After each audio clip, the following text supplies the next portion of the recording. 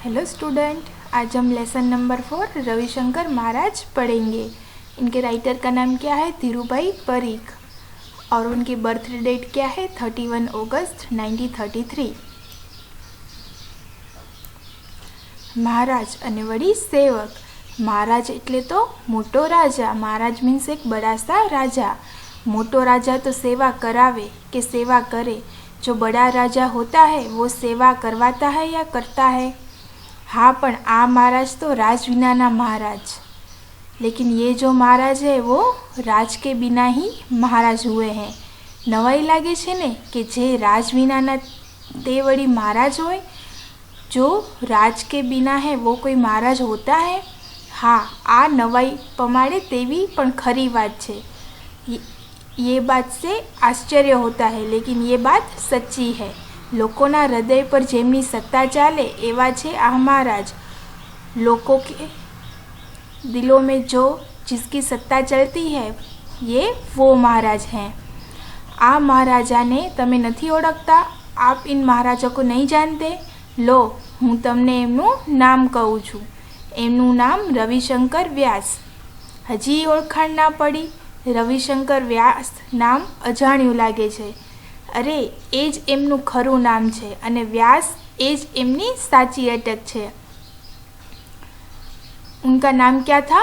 रविशंकर व्यास। लेकिन आपको अभी भी नहीं पहचाना ये कौन है रविशंकर व्यास? रविशंकर व्यास उनका सच्चा नाम है और उनकी सरनेम क्या है? व्यास है। आ तो एमने लोकहितना कार्योथी, एमनी निस्वार्थ प्रवृत्तिओथी लोकोने ज एमने महाराजनु बिरुद आप्युं। आम ए महाराज तरीके प्रसिद्ध थया।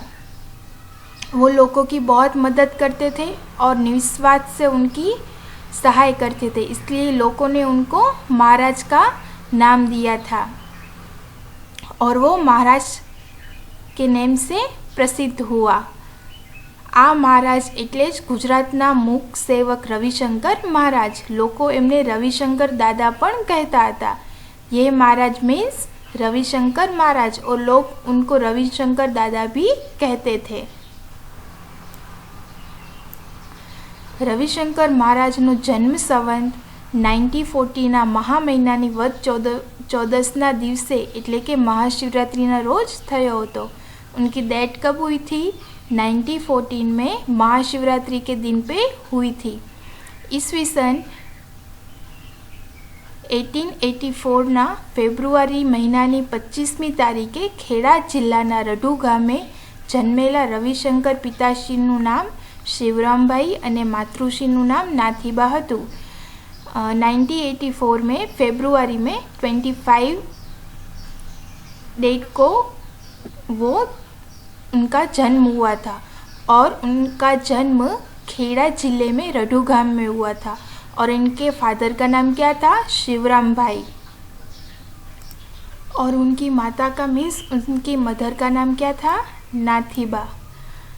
पिताजी पासेथी जीवन में सारी टेवो केळववानुं अने माता पासेथी खूब चावी चावीने खावानी आरोग्यनी चावीनुं शिक्षण ए बाळपणमांथी ज पाम्या हता। उनके पिता के पास उन्होंने क्या सीखा था कि अच्छी आदतें, और माता के पास से उन्होंने क्या सीखा था कि अपनी हेल्थ को कैसे अच्छा रखना है वो सीखा था। बाळपणथी ज एमनो स्वभाव साहसिक अने निडर हतो। वो बचपन से ही बहुत निडर थे। दिन दुखी प्रत्येनी लागणीवाळुं हयूं पण एमनुं बाळपणथी ज मळ्युं हतुं।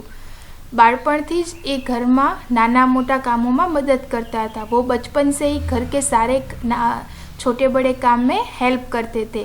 खेतीनु प्रत्येक काम ए सीखी गया ने होश थी एक काम में जोतराई पण जता और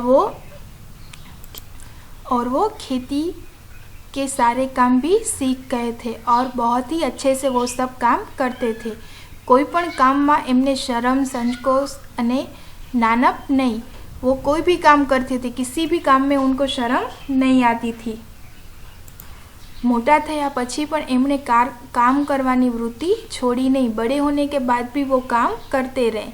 हाँ, एमना कामनी दिशा बदलाई, लेकिन उनकी जो काम की दिशा थी वो બદલ ચૂકી થी। મહાત્મા ગાંધીના પરિચયમાં આવ્યા પછી એમણે અનેક કામો ઉપાડી લીધા। महात्मा गांधी के मिलने के बाद उन्होंने बहुत सारे काम ले लिए थे।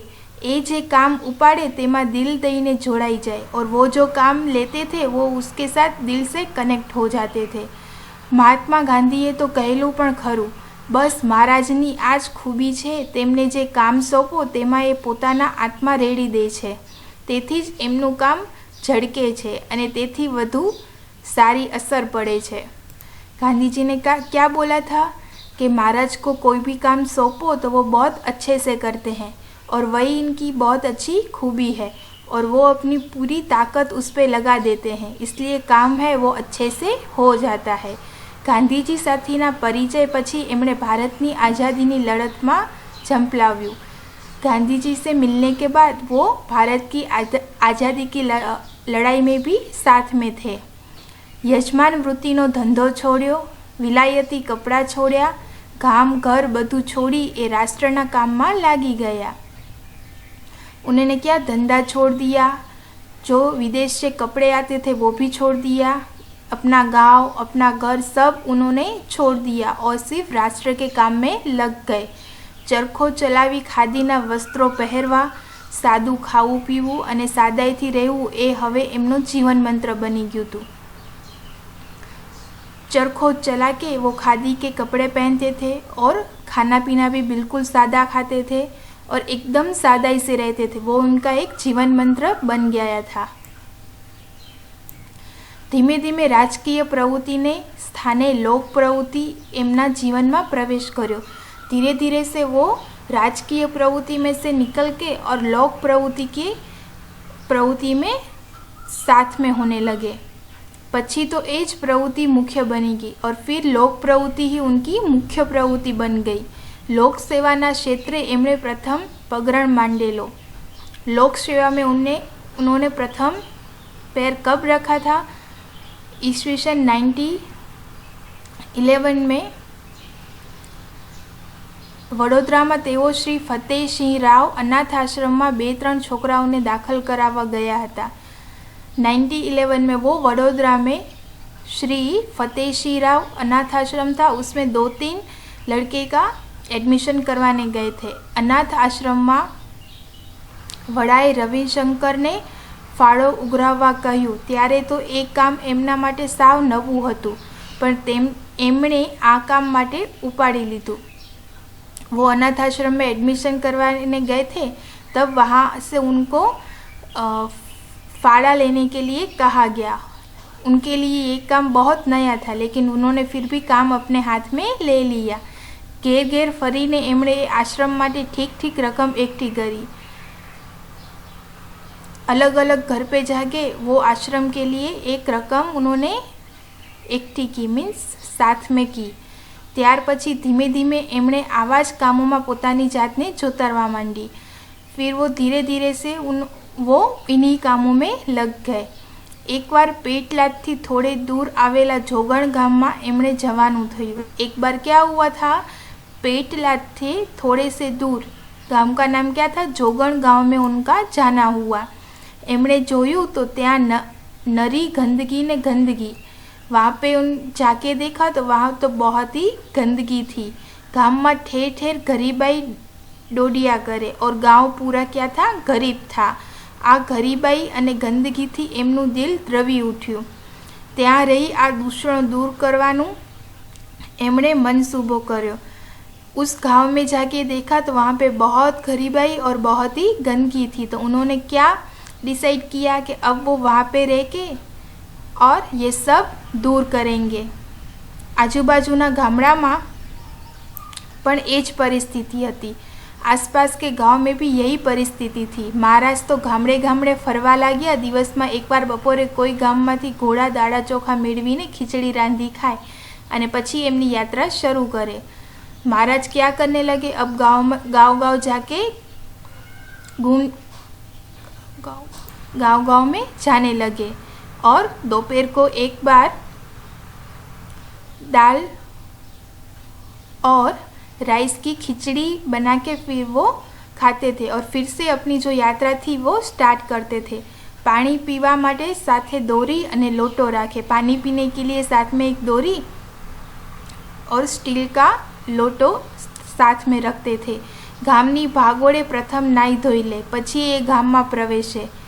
गांव के बाहर जो नदी या कुछ भी होता था उसमें वो नहा लेते थे, फिर वो गांव में जाते थे।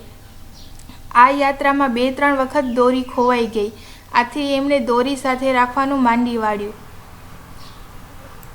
इस यात्रा में उनके पास जो दोरी थी पानी पीने के लिए वो गुम हो गई, इसलिए फिर उसने दोरी रखना छोड़ दिया। हवे एमणे एवो नियम लीधो कि बपोरे जम्या पछी पानी पीवू। फिर उन्होंने कौन सा नियम लिया कि दोपहर को खाना खा के फिर ही पानी पीना है। पछी 24 कलाक सुधी पानी पीवू नहीं। फिर बाद में 24 घंटे वो पानी नहीं पीते थे। आम ओछामां ओછી जरूरियात वडे एमणे सेवा आरंभी दीधी। एकवार एमनो संदेश तो मळ्यो कि कणभा नामना गाममां कोई वेपारीना घीना 2 डब्बा चोराया छे। एक बार उनको एक मैसेज मिला कि कणभा के गांव में एक व्यापारी के 2 घी के डब्बे थे वो चोरी हो गए थे। महाराज तो पहुंचा कणभा। महाराज कहाँ पहुंच गए? कणभा। घीना डब्बा चोरी जनार माणसने ए मळ्या अने एने समजाववानो प्रयत्न कर्यो, पण पेलो माणस माने तो ने। और जिसने घी के डब्बे चोरी किए थे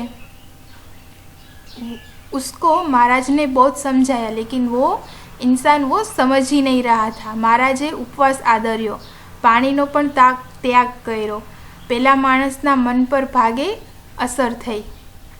महाराजे क्या किया? उपवास किया और पानी भी छोड़ दिया। तब उस जो चोरी किया था जिस इंसान ने, उसके मन पे थोड़ी सी असर हुई। बीजा दिवसे राते ए महाराज पासे पहुंची गयो अने चोरी कबूली लीधी। और दूसरे ही दिन रात को वो महाराज के पास गया और उसने जो चोरी की थी वो उसने कबूल कर ली। पोते चोरेला घीना 2 डब्बा पाछा आप्या अने फरी चोरी नहीं करवानी एवी प्रतिज्ञा लीधी। और जो उसने घी के डब्बे चोरी किए थे वो लौटा दिए और फिर से चोरी नहीं करने की प्रतिज्ञा ली। आवो ज बीजो प्रसंग बनेजड़ा गाममां बन्यो हतो। ते गाममां चोरी थयाना समाचार जाणी महाराज त्यां पहोंची गया। एमणे तो चोर चोरी कबूल न करे त्यां सुधी खोराक पाणी नहीं लेवानी जाहेरात करी लीधी। ऐसा ही दूसरी बार हुआ। कौन से गांव में? बनेजड़ा। और उन्होंने क्या प्रतिज्ञा ली कि जब तक चोर है वो चोरी कबूल नहीं करता तब तक मैं खाना पीना छोड़ देता हूँ। 1 दिवस 2 दिवस 3 दिवस उपवास तो चाल्यो, चोर आवे नहीं। गामना लोको अकड़ाता हता। उपवास कितने दिन? 1 दिन 2 दिन 3 दिन चला, लेकिन वो चोर आया नहीं। महाराज बधाने शांत रहवानुं कहता हता। महाराज ने उपवासनो 8मो दिवस थयो। महाराज को कौन सा दिन हुआ? 8वां दिन। चोरનું मन पीगळ्યું, तेणे पश्चाताप थयो, तेणे चोरी कबूल करी लीधी ने महाराजनो उपवास छूट्यो। 8वें दिन क्या हुआ कि चोर का मन पिघल गया और उसने चोरी है वो अपनी कबूल की और चोरी कबूल करते ही महाराज ने अपना उपवास तोड़ दिया। आज हम यहीं तक रखते हैं। Thank you.